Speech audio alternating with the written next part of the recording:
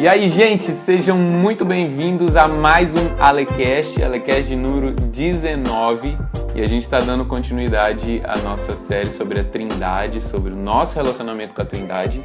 E para você que está me assistindo aí no YouTube, um salve especial. E eu quero ambientar você aqui, porque a gente está no terceiro episódio de uma série que eu tenho lá no meu podcast, Alecast, está disponível no Google Podcast, na Apple Podcast, no Spotify. Então você pode ir lá ouvir, tem muitas outras séries lá, muitos outros episódios. Quero pedir para você se inscrever. Mano, isso é forte, velho. Eu nunca pensei que eu ia falar isso. Você deixa o seu curte. Eu só assisto o vídeo que me pedem isso e eu sempre obedeço, cara. Então me dá uma ajuda. Quero que você se inscreva, que você curta esse vídeo, ative o sininho, importante. Para notificações novas. E hoje eu quero falar com vocês sobre o Filho. A gente já teve um episódio sobre a comunhão da Trindade, o que eles faziam na eternidade passada. A gente teve o último episódio sobre o Pai, que foi muito bom, que a gente falou sobre o conhecimento de Deus. E hoje a gente vai falar sobre o Filho, e mais precisamente sobre 3 desejos do coração de Jesus expressos lá em João 17 ao nosso respeito, sobre o desejo que ele tem de comunhão com a gente.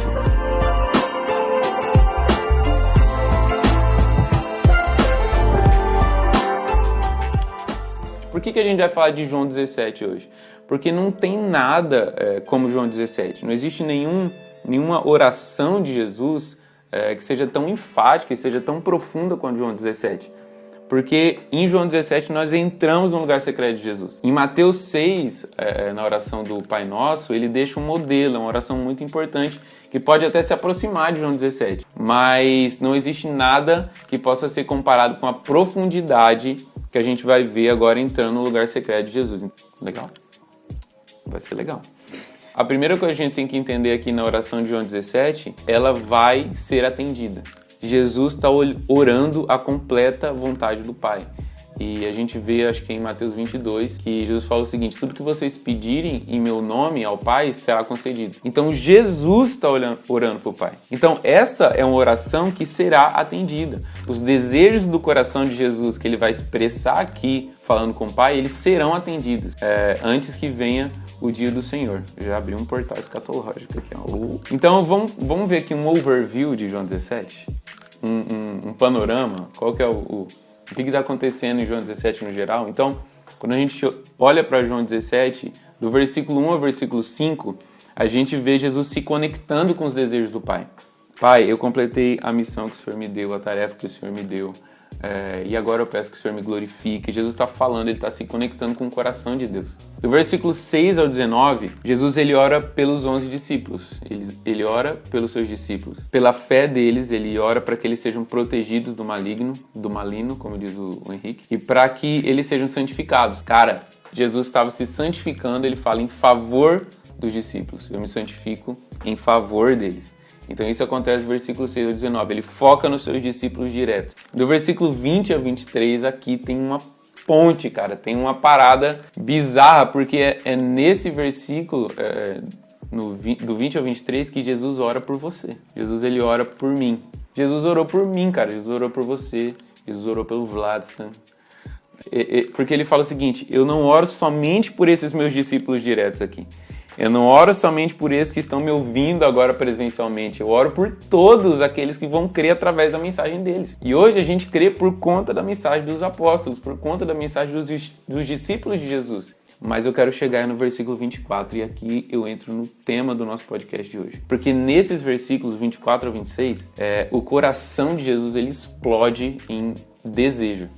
Ele transborda em desejo. Cara, será que Jesus ele tem algum desejo? Ele quer alguma coisa? Sim, Jesus ele tem desejo. E a gente vê os desejos mais profundos de Jesus sendo expressos aqui. E no versículo 24, Jesus expressa o primeiro desejo dele. João 17, 24 diz assim: Pai, a minha vontade ou o meu desejo é que onde eu estou estejam também comigo os que você me deu. Então, esse é o primeiro desejo. Vamos dar uma pausa aqui. Aonde eu estou, o meu desejo é que onde eu estou estejam também comigo os que o Senhor me deu. Cara, Jesus, ele é o nosso noivo. E esse é o relacionamento mais ardente em amor para exemplificar o tipo de união que Jesus deseja com a gente. Então, só um relacionamento de marido e mulher, de noivo e noiva, consegue exemplificar a intensidade, a profundidade, a qualidade do amor que Jesus deseja por nós. Então, o que quer dizer Jesus desejar que nós estejamos onde Ele está? E Efésios 5,31 diz o seguinte: Eis porque deixará o homem a seu pai e a sua mãe, e se unirá à sua mulher, e se tornarão os dois uma só carne.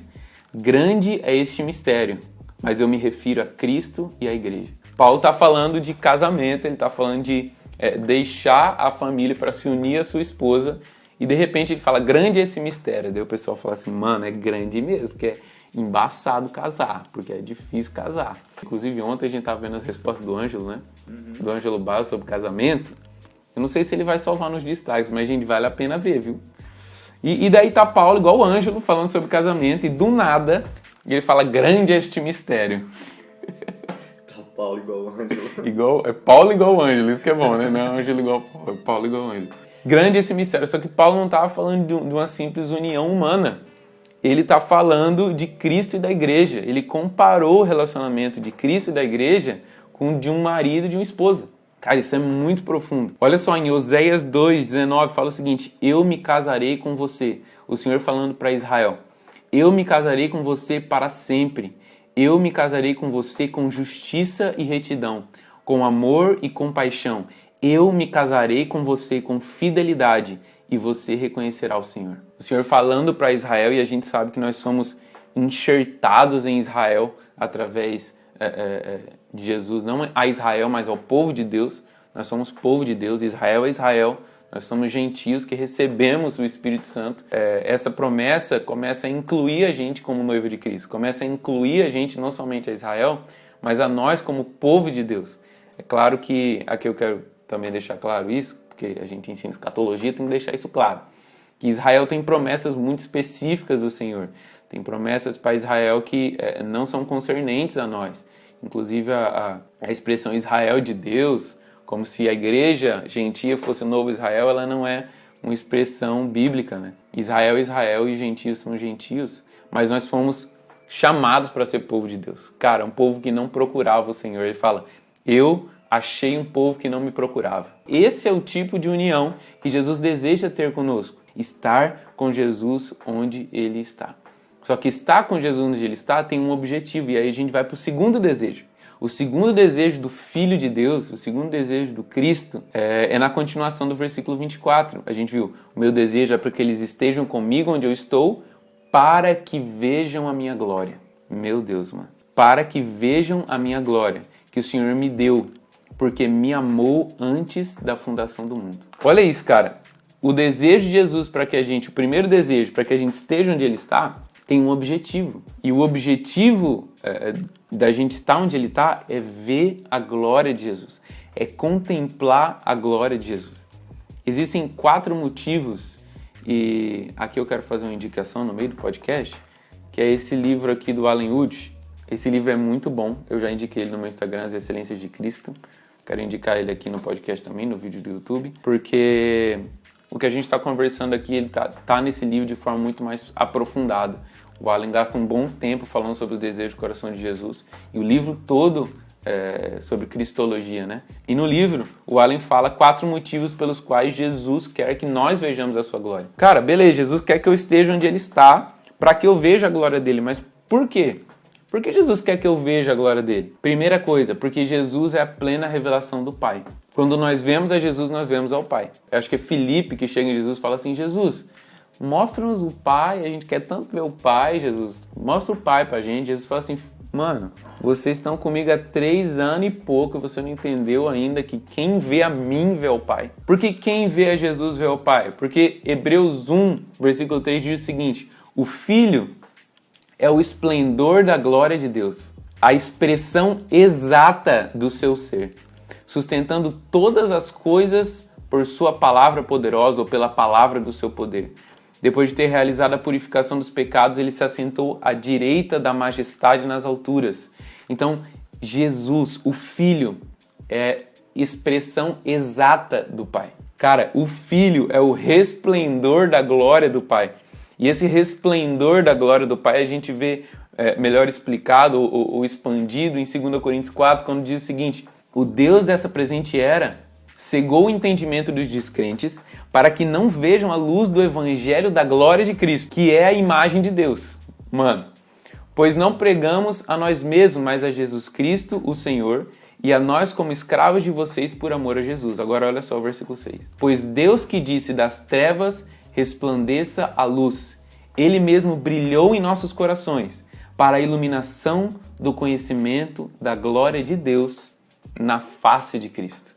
O que é o resplendor de Deus? Cara, a glória de Deus encarnou. A glória de Deus se fez carne. Quando João vai falar lá em 1 João, ele é o verbo da vida que vimos, ouvimos e que apalpamos. A glória de Deus se tornou palpável. A glória de Deus andou entre os homens. A gente não tem muita dimensão disso, mas uma coisa que eu gosto de usar para exemplificar é Lucas 2, no nascimento de Jesus, lá numa estrebaria, no lugar onde os animais ficavam. No momento que Jesus nasce, milhares de anjos, milhões de anjos se reúnem fora daquele lugar e eles começam a cantar uma canção. E essa canção, ela diz muita coisa, porque os anjos cantam glória a Deus nas alturas e paz na terra entre os homens. Glória a Deus nas alturas, porque a glória de Deus, do Pai Todo-Poderoso que está sentado no trono no terceiro céu, se encarnou num menino.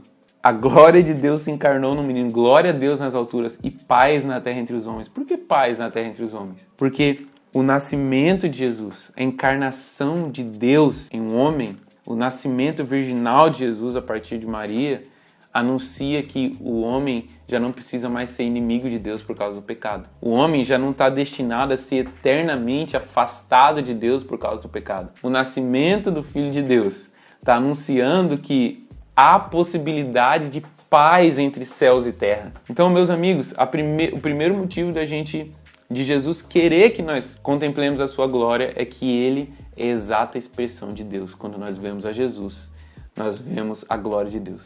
Segunda coisa, a gente viu o primeiro desejo, nós estamos no segundo desejo, ok? O primeiro ponto do segundo desejo, que é contemplar a glória de Jesus, é que Jesus é a expressão exata de Deus. A segunda coisa é contemplar Jesus é o fundamento da salvação. Lá em João 5,40 está escrito o seguinte: contudo, vocês não querem vir a mim para terem a vida. E isso está sendo dito, Jesus está dizendo isso num contexto em que os judeus, eles eram experts em examinar as escrituras, eles entendiam tudo das escrituras, e Jesus está falando, vocês são muito profundos nas escrituras, mas as escrituras falam de mim. E vocês examinam as escrituras com profundidade, mas vocês não vêm a mim. Quando nós contemplamos a Jesus, nós nos achegamos a Jesus, é a forma como nós somos salvos, cara. Como Paulo, de um perseguidor da igreja, de um assassino, como disso ele se torna um dos maiores homens da história, cara. Sabe, o apóstolo dos gentios, o cara que escreveu a maioria do Novo Testamento, um cara que sofreu e padeceu pelo evangelho como nenhum outro. Como? Porque no caminho de Damasco, Atos 9 vai contar pra gente, mas em Atos 22, 11 fala que a luz da glória de Deus me cegou. E a gente acabou de ver que a glória de Deus resplandece na face de Jesus. Quando João vê Jesus, ele fala que a face de Jesus brilha como o sol. Então Paulo, ele viu a glória de Deus, ele foi cego pela glória de Deus. E ele foi salvo porque ele contemplou a Jesus. Em Isaías 45, 22 também, outro texto que eu separei aqui, diz o seguinte: olhai pra mim, mano do céu, olhai pra mim e sede salvos, vós todos os limites da terra, porque eu sou Deus e não há outro. Então, contemplar Jesus é o fundamento da salvação. Terceira coisa, contemplar Jesus é a principal forma de transformação do homem. Em 2 Coríntios 3,18 está escrito o seguinte: e todos nós que com a face descoberta contemplamos a glória do Senhor, segundo a sua imagem estamos sendo transformados, com glória cada vez maior, a qual vem do Senhor, que é o Espírito. Mano, nós estamos sendo transformados à medida em que nós contemplamos a Jesus. Como que eu sou santificado? Como é que Jesus me muda? Mano, ser tocado por sua glória é o meu desejo, é o meu maior prazer. Ser mudado por tua face é o que eu mais quero. Não, como que é? Eu sempre erro, mano. Eu sempre erro. O Ale podia dar um workshop, uma mentoria de qual é a sequência dessa música. À medida em que eu contemplo a Jesus, eu me torno como Jesus. E Jesus ensinou isso em Mateus 6, porque ele falou o seguinte: os olhos são a candeia do corpo. Mano, se os seus olhos forem bons, todo o seu corpo será cheio de luz. Mas se os seus olhos forem maus, todo o seu corpo será cheio de trevas. Portanto, se a luz que está dentro de você são trevas, que tremendas trevas serão. Se os meus olhos estiverem fixados em Jesus, olhos como de pomba, como dizem Cantares, olhos fixados, olhar fixado, como a gente acabou de ler em 2 Coríntios 3, todos nós que com face descoberta contemplamos a glória do Senhor. Se os meus olhos estão fixados na glória do Senhor, o meu interior será cheio da glória de Deus. Sabe, o Senhor podia, sei lá, ter estabelecido um método. Você come 5 bolachas creme cracker e você se torna mais... Você come 5 bolachas creme cracker, estrala o dedo 3 vezes e você se torna mais parecido com Jesus. Não, mano, mas o método, entre aspas, aí de transformação que o Senhor estabeleceu, que é o desejo de Jesus, é: olhe para mim. Cara, me contemplem. Cara, venha a mim. Vamos avançar, gente. Esse foi o terceiro ponto do porquê Jesus quer que nós contemplemos a sua glória. Quarto ponto. Contemplar a glória de Jesus produz a maior quantidade de amor no coração humano. Então, o Senhor sabe, isso já dá um gancho para o terceiro desejo, mas eu quero falar aqui de uma frase do John Piper, que está no livro Graça Futura e no livro Em Busca de Deus, que ele fala o tempo todo, que é: Deus é mais glorificado em nós quando estamos mais satisfeitos nele. Como que Deus pode ser glorificado na minha vida? À medida em que eu o amo mais. Pai justo, o mundo não te conheceu, eu, porém, te conheci. E também estes compreenderam que tu me enviaste. E aqui o terceiro desejo, ó. Eu lhes fiz conhecer o seu nome e ainda o farei conhecer, a fim de que o amor com que me amaste esteja neles, e eu neles esteja. Jesus disse no versículo 24 que o Pai viu a glória do Filho e amou o Filho antes da fundação do mundo. Então Jesus sabe que contemplar Ele vai produzir amor no nosso coração. Esse versículo que a gente leu é o versículo 25 e 26. Então Jesus está orando para que a gente possa amar a Ele como o Pai o ama. Pera aí, mano, isso aqui dá uma bugada na minha cabeça. Por quê? Amar como o Pai ama o Filho é muito intenso. Tipo, é muito profundo. Mas é a maior intensidade de amor que pode haver. O amor de Deus Pai por Deus Filho. Jesus, ele não precisa do nosso amor, sabe? O Pai ama o Filho, mas o que Jesus está pedindo é que nós amemos a Ele como o Pai o ama. Jesus, ele não precisa do nosso amor, mas ele deseja o nosso amor. Aqui eu quero dar um exemplo, para a gente ir finalizando, dos discípulos de João Batista. Quando eles chegaram, Jesus falaram o seguinte: Jesus, por que seus discípulos não jejuam como nós, discípulos de João Batista? E Jesus responde para eles o seguinte: cara, por que eles vão jejuar se o noivo está presente? Mas quando o noivo for tirado, então jejuarão. Não é simplesmente por uma disciplina por disciplina. A gente não pratica oração, a gente não pratica jejum, a gente não pratica adoração somente por ser uma disciplina, mas é porque existe o combustível ou a razão do amor. É porque os discípulos eram apaixonados por Jesus, é porque os discípulos amaram a Jesus. O Alan Wood usa uma expressão: é porque Jesus viciou, entre aspas, os discípulos na sua presença, que eles jejuariam. Sabe, Jesus não estaria mais fisicamente presente entre eles, mas eles, por saudade, jejuariam. Porque eles querem que Jesus retorne logo, e a gente abre aqui o portal escatológico. Nós jejuamos. É claro que existem motivos, N motivos de jejuar, e entre eles não está barganhar com Deus. Depois disso aqui que ele começa a falar sobre odres novos e vinho novo, é um novo padrão de jejum. E o novo padrão de jejum é jejuar por causa do amor. A conclusão disso que a gente falou até agora, dos 3 desejos de Jesus, é que o primeiro desejo define o tipo de relação que o Filho quer ter conosco, que é uma relação de noivo e noiva. E o segundo desejo é o meio pelo qual nós crescemos a nossa parceria em amor por Jesus. O terceiro desejo é para que, com o amor que o Pai ama o Filho, nós amemos a Jesus. Que o amor que o Pai ama a Jesus esteja em nós.